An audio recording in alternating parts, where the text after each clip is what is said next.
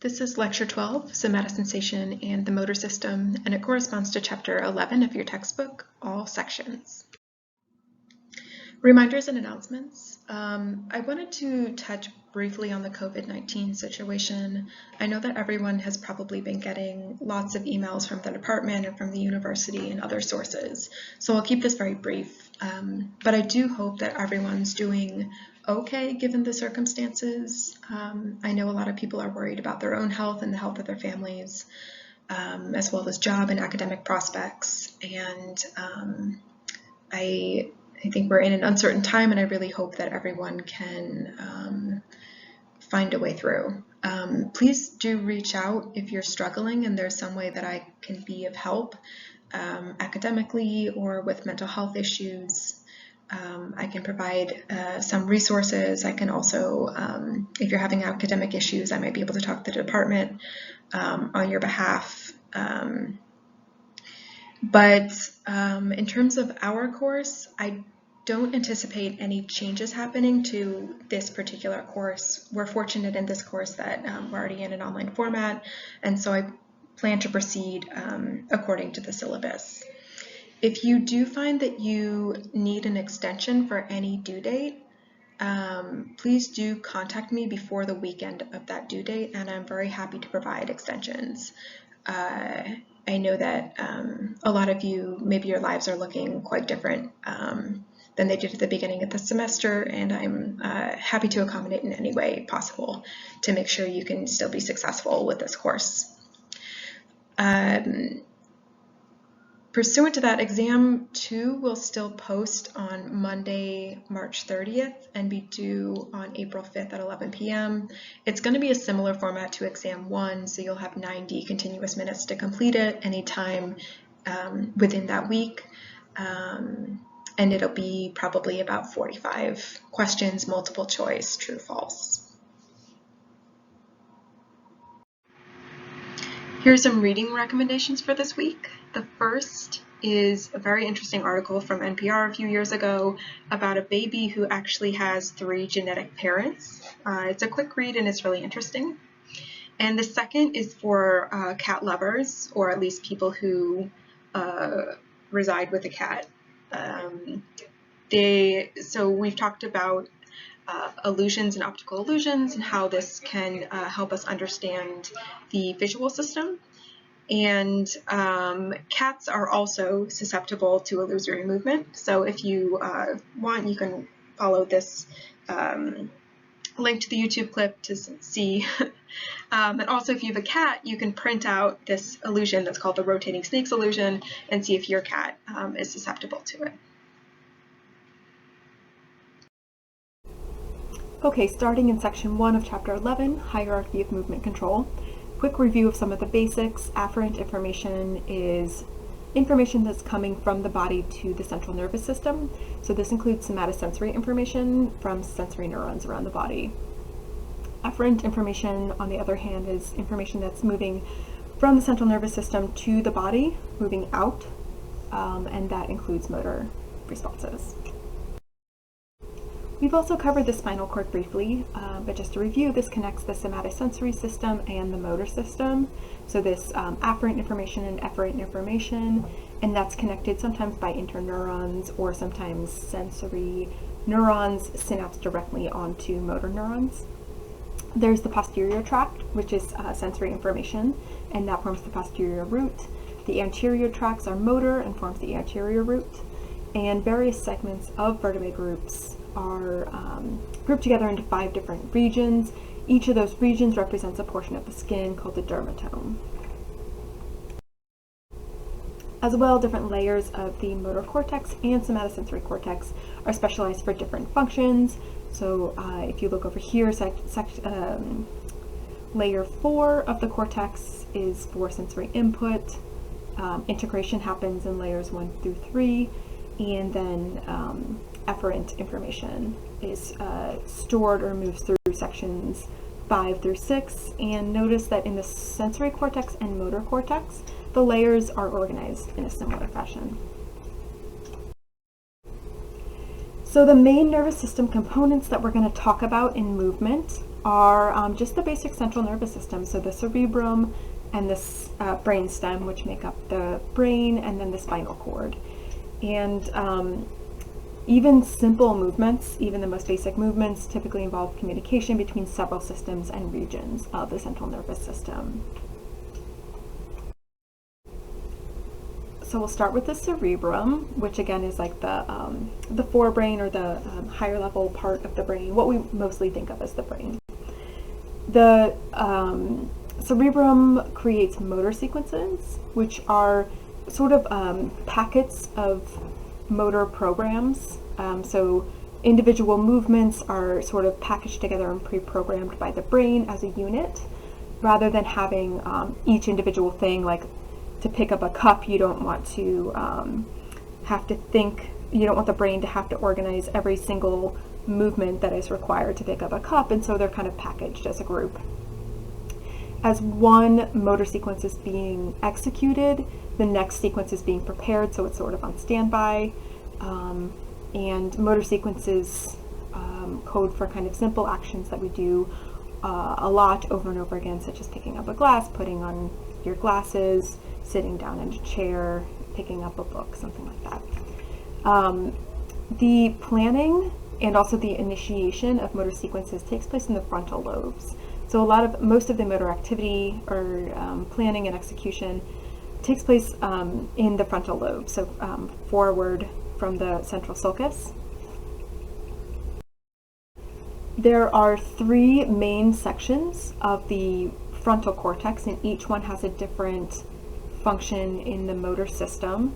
So the frontal cortex is used for a lot of different things, but motor function is one of the main things that happens in the frontal cortex. So the prefrontal cortex is the top of the hierarchy. That's kind of the newest part of our brain in evolution. And the prefrontal cortex plans behavior, motor behavior, specifies what the goal is. So if you're going to pick up a cup, the goal is pick up the cup, that the cup gets into my hand. Lesions to the prefrontal cortex cause poor decision making, inappropriate behavior.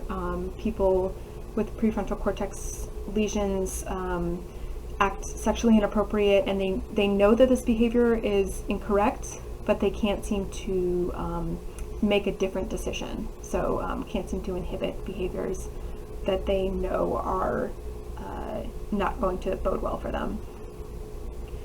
The next region, this purple region, is the premotor cortex, and this this receives instructions from the prefrontal cortex, and then coordinates the movement between multiple body parts. And lesions predictably cause an inability to coordinate body movements. Finally, there's the primary motor cortex, which integrates this information to produce skilled movements. Lesions to the primary motor cortex cause impaired reaching and grasping movements, impaired talking.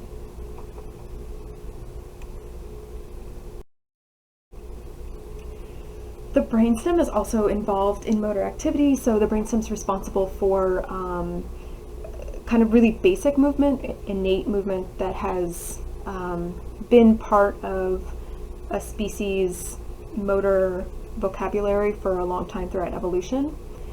So the stimulation of a brainstem, for example, in a cat can cause this arching, this back arching that they do when they're angry or scared. Chickens have this specific way that they screech in response to a threat. So survival behaviors are often innate to a species and mediated by the brainstem. And our ability to stimulate the brainstem and get these behaviors, induce these behaviors in animals, indicates that the brainstem is in fact involved in complex behaviors. Brainstem kind of has a reputation for being very, very, very basic and really not involved in complex behaviors, but at least in the motor system, this isn't the case. So the brainstem also plays an important role in automatic or relatively automatic and rhythmic movements, such as maintaining posture, walking and swimming. Walking is actually a rather complex motor action that requires rhythm, so it requires the ability to repetitively and smoothly execute motor schemas. Abnormal development of the brain stem can result in cerebral palsy, which is a motor disorder that's characterized by a lack of motor coordination, poor balance, stiff muscles, tremors. People are often in a wheelchair.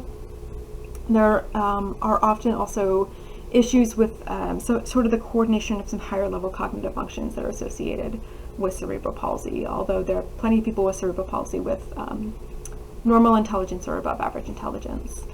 And if you're interested in cerebral palsy, there's this YouTube comedian named Zach Anner who has cerebral palsy and kind of has a series about his life. He actually makes like some workout videos, kind of tongue-in-cheek about his life with cerebral palsy. The spinal cord acts as a relay between the body and the brain, and also has some of its own complex functions. So reflexes are mediated by the spinal cord. For example, the scratch reflex, which is when you like scratch a dog's belly and his hind leg starts moving as if he's trying to scratch at the same time. That's actually just a reflex. In people who have spinal cord injuries, depending on where the injury is, how high or low on the spinal cord, it can have different effects. So in somebody with quadriplegia, quad meaning 4, this is a paralysis of all 4 limbs. And this happens due to a higher location of the spinal cord injury. Paraplegia is caused by a lesion or damage slightly lower on the spinal cord, and this is just paralysis of the legs. Section 2, motor system organization. The motor system is very adaptive and versatile in general.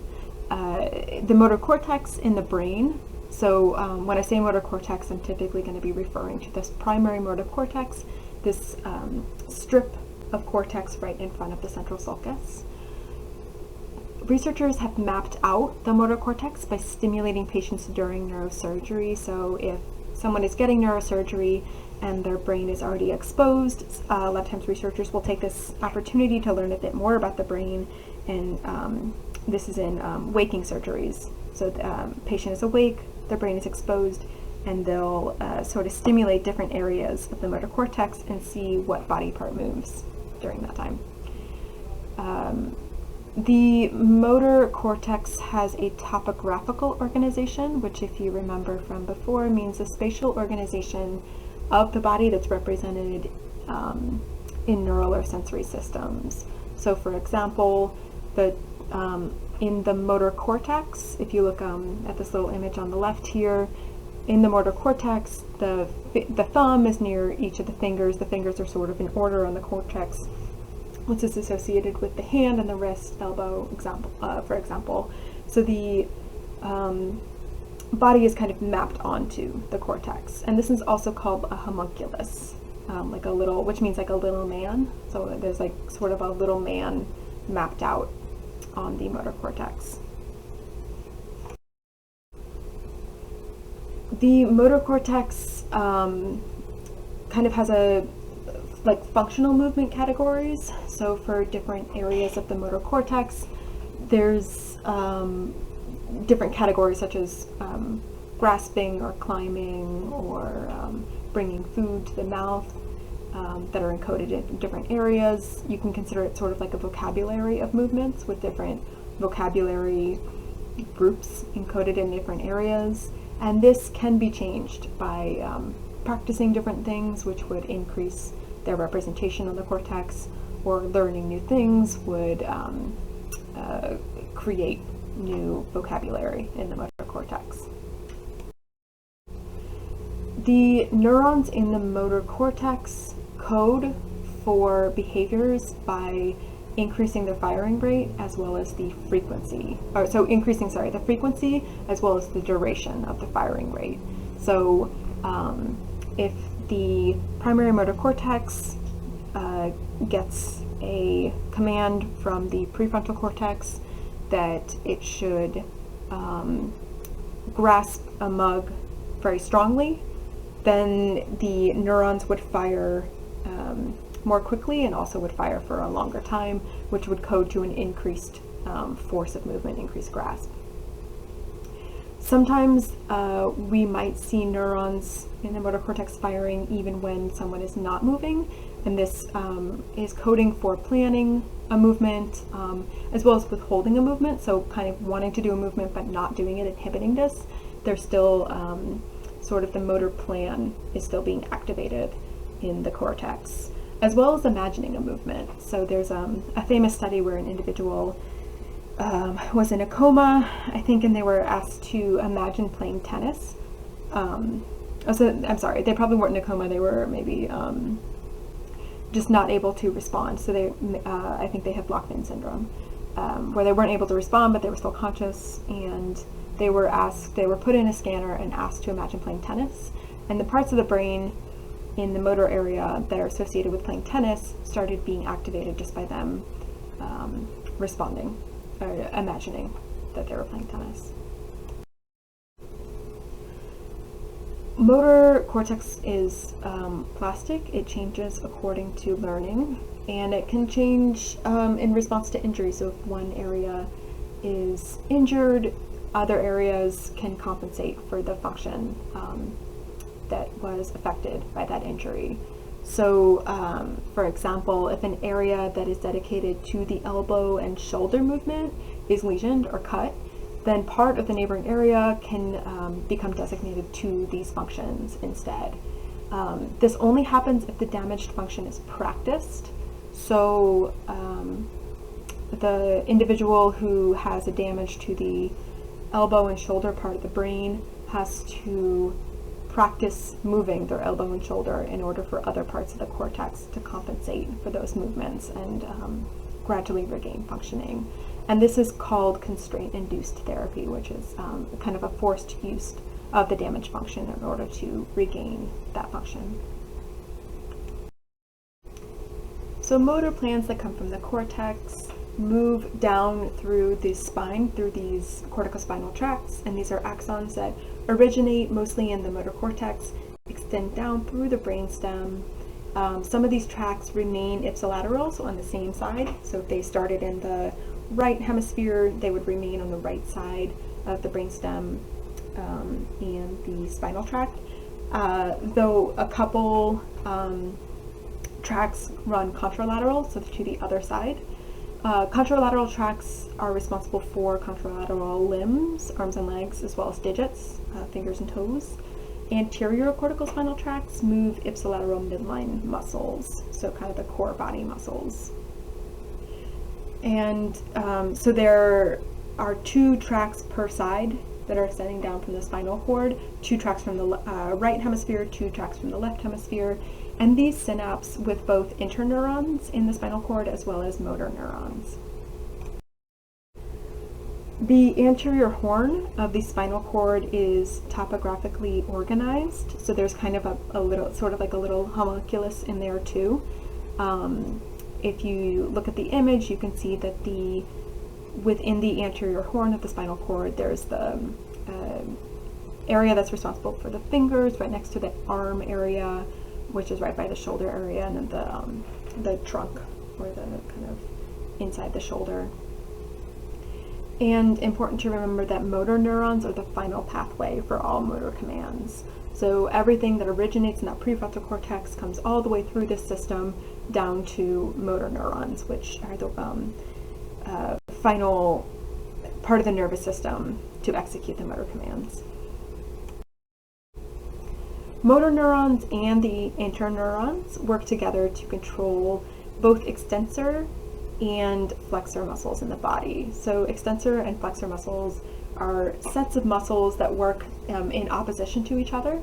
An example would be biceps, which is a flexor muscle, and triceps, which is an extensor muscle. So triceps are in the back of the arm, biceps are in the front of the arm.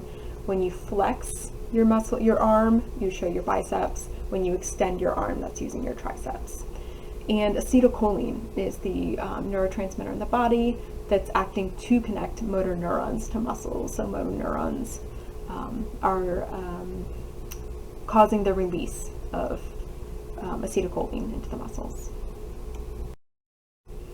Moving on to section 3, basal ganglia, cerebellum, and movement. basal ganglia and cerebellum are two non-cortical structures that are most prominently implicated in the motor system. So the basal ganglia sort of modulates motor activity. It doesn't create the plans for motor activity, but it adjusts them. So it plays a role in habit learning, in motivation. There's also basal ganglia has some emotional roles. The basal ganglia is the name for a couple structures. It's the caudate nucleus, as well as a structure called the striatum. The striatum is composed of the putamen and the globus pallidus, and these are all ganglia in that subcortical region, in that inside part of the brain. The three main connections of the basal ganglia are the cortex. So actually most regions of the cortex send information to the basal ganglia. So there's incoming information from the cortex. The basal ganglia in turn sends information to the motor cortex, the primary motor cortex. And then there's a two-way information transfer between dopaminergic nigrostriatal pathway and the basal ganglia, and this includes the substantia nigra, which, if you remember, is a part of the brain that has a lot of dopamine cells. It's actually black with dopamine cells. That's why it's called nigra. One way in which the basal ganglia can be conceptualized in terms of its role in motor activity is that it's sort of a volume control. So it determines how much force is needed in a movement, how strong the movement should be. Lesions to the striatum specifically increase involuntary movements. So for example, the striatum is damaged in Huntington's disease, and if you remember, Huntington's is characterized by this fluid involuntary movement called Huntington's chorea, or like Huntington's dance. As well, Tourette syndrome is associated with damage to the striatum. Tourette syndrome is this neurological and also somewhat psychological disorder where people perform involuntary motor activities. So this could be like a tic, like their face might move, their mouth might move. There's also vocal tics or verbal tics, where somebody might shout a word out involuntarily in Tourette syndrome. In contrast, loss of dopamine cells in the nigrostriatal pathway that projects to the basal ganglia can produce difficulty in initiating movements. So this could be stiffness or trouble initiating an intentional movement. Parkinson's disease is associated with damage to this pathway. If you remember, Parkinson's is associated with difficulty in moving, especially voluntary movement, and kind of a rigidity and what they call like cog-like behaviors, where movements are very shaky and non-fluid. Moving on to the cerebellum. If you remember from previous sections, the cerebellum is this small structure in the back of the brain below the visual cortex. Cerebellum means little brain because it looks kind of like a little brain stuck up under there. And their cerebellum is predominantly responsible for acquiring and maintaining skilled motor abilities. Different parts of the cerebellum are specialized. Don't worry too much about the different areas of the cerebellum. Just know that it has topographical organization. So it again has this like homunculus organization where the face is near, or different parts of the face are coated near each other. The limbs and the digits are close to each other. So there's like a little map of a person in the cerebellum as well. One of the main functions of the cerebellum is control over the timing and coordination of movement. So the coordination of movement and correct timing is actually extremely important and rather complex. Our hands have to work in concert with each other. Our fingers have to work together, and even small issues with timing can cause major problems with fluid and coordinated movement. The cerebellum is also part of a system that's responsible for comparing the motor plan from the motor cortex against sensory feedback that comes in from our motor behavior. So for example, if I take off my shoe and and I feel the removal of that shoe stimulus from my foot, that's expected. I expect that to happen because the motor plan has been sent to other areas of my brain, telling it, expect sensory feedback, you're about to take your shoe off. And so this doesn't come as a surprise to me. So, going along with what I was just saying, our brain responds less strongly to the sensory feedback of things that we caused, as opposed to the sensory feedback of things that other people caused.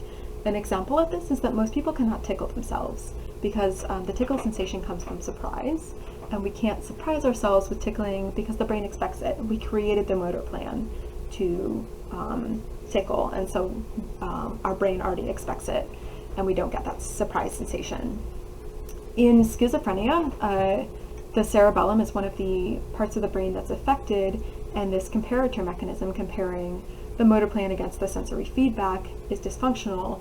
As a result, many people with schizophrenia, especially people who are actively symptomatic, can actually tickle themselves. They can surprise themselves because this comparator is broken, or at least dysfunctional.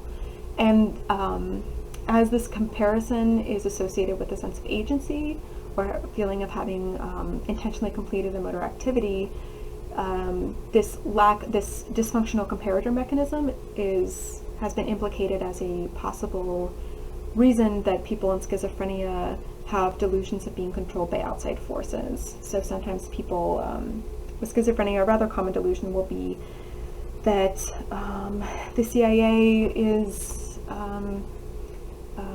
has taken over their body and is causing them to do things, that an alien has control over their hands and that they're not the ones controlling their body. So this cerebellar dysfunction might be the reason for some of those delusions. Moving on to section 4, somatosensory receptors and pathways. Somatosensation is all of the sensory receptors in the skin, muscles, joints, tendons, and internal organs. It's somato means like body, so it's essentially the sensations of the body. This includes the vestibular system, which is in the inner ear and is responsible for detecting balance and head movements. Somatosensory system, as we talked about briefly at the beginning of this chapter, is an afferent system. Info flows inward toward the central nervous system, whereas the motor system is efferent. Information flows out of the central nervous system toward the body. Somatosensory receptors are distributed all over the body and includes two main groups of types of skin. That's hairy skin, which is just as it sounds, skin that has hair on it, or that has hair on some people. People have different amounts of hair on their body. So hairy skin is any skin that body hair can be attached to, has hair follicles, and this is most of the skin on our body. And then there's glabrous skin, which has no hair. There are more sensory receptors on glabrous skin as compared to hairy skin. There are no hair follicles on glabrous skin. And this is areas such as the palm of your hand, the bottom of your feet, your lips, and your tongue. These are areas that we have better sensory reception in. So if you step on something in the palm of your foot, that hurts a lot more than if you sit on something and it hits the side of your leg. There are a number of ways to study the sensitivity of the skin, but one very simple way is with a 2-point discrimination task or a 2-point sensitivity test. And in this, you just use something that looks kind of like a protractor, like you might have used in grade school, and calculate the smallest distance at which a person can determine, based on the sense of touch, that 1 point is being applied to their skin as opposed to 2 points. So this is the 2-point discrimination. So the smaller the distance between the 2 points that you can distinguish as being different from 1 point, the higher sensitivity that part of your skin has. There are approximately 20 different types of sensory receptors, somatosensory receptors in the human body, but they fall into 3 main functional groups. There's irritation or nociception, so that includes pain, temperature, and itch. And there's pressure for fine touch, which is also known as hapsis. And then there's proprioception, which is movement and body awareness. And don't worry about learning all these different types within those categories, just know that there are a range of types within those categories. There are also different durations of receptor responses. So sensory receptors are going to tell you two main things about the timing of a sensory event: when it happened and how long it happened. The first type of sensory receptor is the rapidly adapting receptor, which responds to the onset of sensory stimulation, such as putting on a watch. And then the slowly adapting receptor is going to respond for the entire time that the sensory stimulus is occurring. So when you leave that watch on for an hour, it's going to be, the sensory receptor is going to be continuously telling your brain that it's there. Posterior root ganglion neurons carry somatosensory information to the central nervous system. The axons enter the spinal cord. The cell bodies are kind of grouped all together in this little bulge you see in the yellow before the axons are entering the spinal cord. And these ganglion, or like group of axons, are composed of many different types of somatosensory neurons, so it's not all just one kind. A loss of function, so a lesion to the posterior root ganglion neurons, can result in significantly reduced ability to control and perceive different parts of the body, so that can be a really dramatic loss. For instance, somebody can lose the ability to continuously hold something in their hand because they're not getting that sensory feedback from their hand so that they can adjust their grip on the object in their hand. The motor system remains intact, but without sensory feedback, the appropriate motor force cannot be implemented. There's a section in your book at this point about two different pathways in the brain. Don't worry about it. Don't read it absolutely if it's interesting to you, but I don't want you to worry too much about it because it is a little bit complex, and there's a lot of material in these chapters. So moving on to spinal reflexes. Somatosensory nerve fibers send projections to both the brain and to interneurons and motor neurons in the brainstem and spinal cord. And those interneurons and motor neurons in the spinal cord mediate spinal reflexes. So there are different types of spinal reflexes. The first is a monosynaptic reflex, in which there's a single synapse between the motor neuron and the somatosensory neuron. And this makes it quicker. There's no interneuron to kind of mediate the response. So the example would be if you ever go to the doctor and she hits you on the knee with the little hammer and your foot swings up, this is a monosynaptic reflex. Other more complex reflexes, such as controlling walking or your standing posture, involve interneuron connections. They have a few more inputs that mediate those reflexes. Okay, pain. Pain is, we would typically consider it to be a bad thing, but it's actually necessary to survival. It tells us when we're in danger, when we're injured.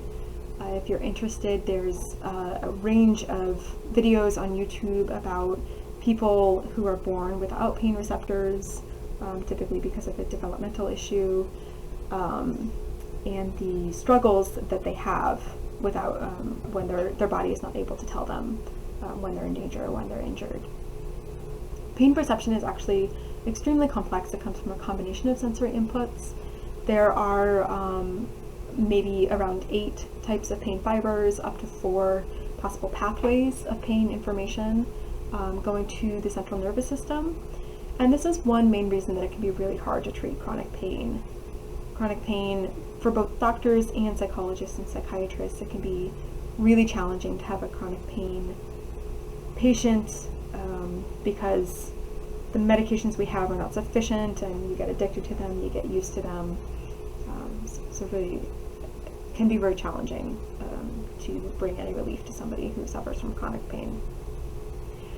As well, there are many factors that can influence the perception of pain, and this includes expectation, so whether you expect something to be painful or not. When you go to the doctor, sometimes they might surprise you with a shot, or with kids, they kind of might not tell them that they're about to give them a shot, and this is one way to reduce the expectation that something is going to be painful. Baseline levels of emotional arousal, if somebody's extremely upset, pain can seem worse than if they're feeling calm or feeling happy, and as well the context of a painful stimulus. One example of a factor that can influence or have an expectation effect on pain is the placebo effect of pain relief, which is you can give someone sugar pills and tell them it will relieve their headache, and typically it will have at least some, it will give them at least some relief, just that expectation that the pill they took should relieve their headache. One of the prominent theories of pain, which is a little bit controversial, there's many different theories, and there are strengths and weaknesses to any theory, but one of the main theories is the gate theory of pain. And in this theory, these two fibers, the haptic proprioceptive fiber and the nociceptive fiber, synapse on the same interneuron, so the interneuron kind of mediates the connection between these two fibers. The haptic proprioceptive fiber, when activated, can inhibit pain information through the interneuron, so it can inhibit the nociceptive fiber from getting to the brain or from sending information to the brain. An example of this is if you stub your toe or hit your knee and rub it, this can often make the pain, it can inhibit some of the pain, and this would be a manual activation of the haptic proprioceptive fiber. Referred pain is a pain that's caused by internal organs but felt on the surface of the body. A really common example of this is that predominantly in men, heart attack is often felt as shoulder pain. So the pain is actually happening in the heart muscles, but it's referred pain, so people sometimes feel it in their shoulders or in their left arm. There's also phantom limb pain. So individuals who have an amputated limb will often feel sensations in that missing limb. So if someone loses their left arm, they might still feel like their left hand is connected somehow or is present. The central nervous system is still perceiving the limb as present. There's still a part of the central nervous system that codes for the left arm. The sensations may be due to reorganization of the somatosensory cortex. It might also just be random firings.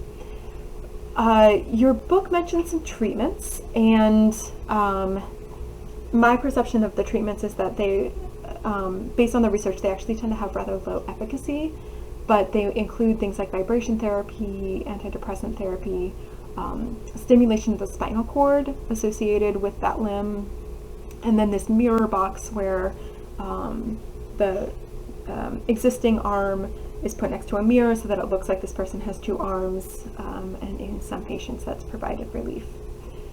If you're interested, you can see this video on phantom pain. Moving on to the vestibular system. This is the system in your inner ear that's responsible for balance.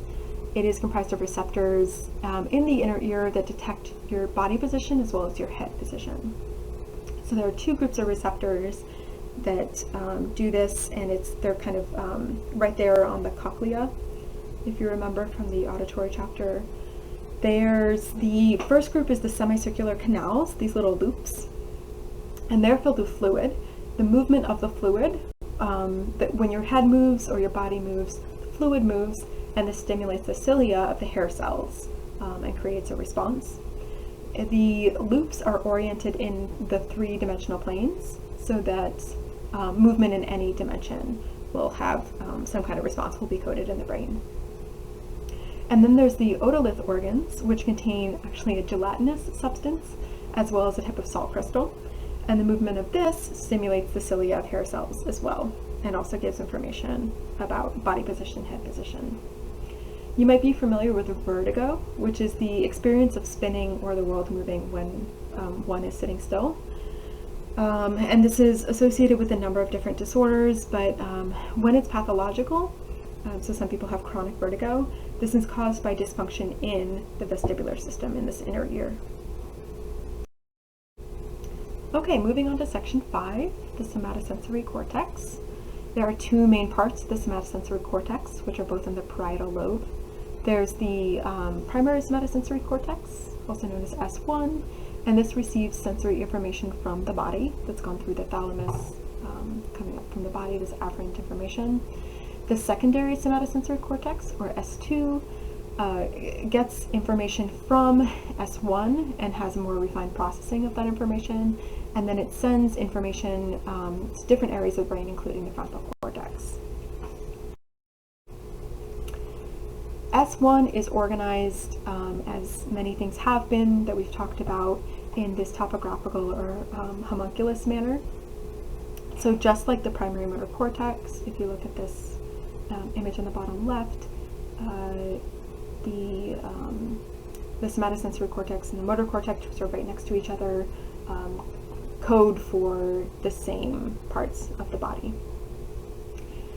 The somatosensory cortex, however, represents, actually has 4 little strips that code for somatosensory information from different parts of the body. So the muscles, 2 for the skin, for the slow and fast receptors, and then another one for joint and pressure. And remember that the somatosensory cortex, like the motor cortex, represents the opposite, the contralateral side of the body. Damage to S1 can cause complete and permanent deficits in all sensory functions. So S1 is incredibly important to somatosensory function and sensory function.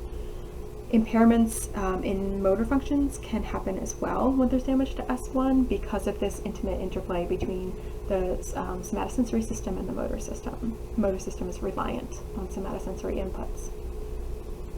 However, the somatosensory cortex is plastic, just like the motor cortex.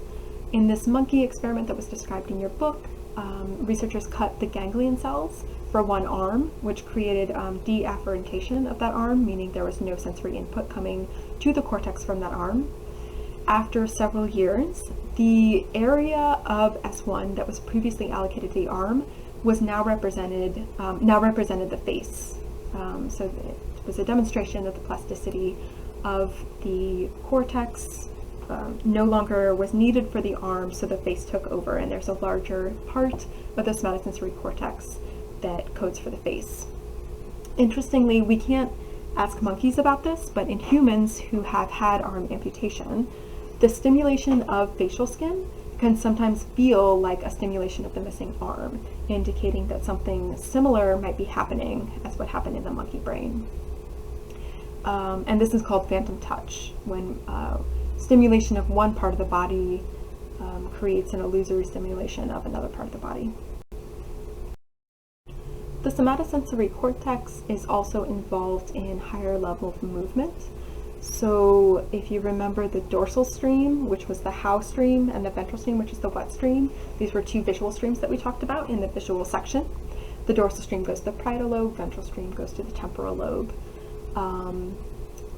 So information from S1 and S2 are contributed to these 2 streams as well. Damage to S2, to the secondary somatosensory cortex, can cause what's called motor apraxia, and there's many different types of motor apraxia, but in general is a disruption in the execution and sequencing of different types of movements.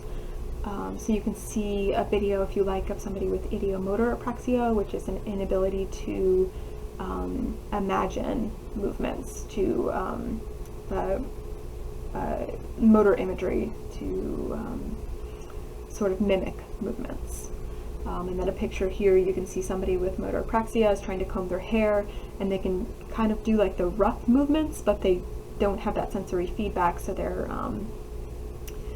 not able to, the comb is flipped over, they're not able to do everything correctly.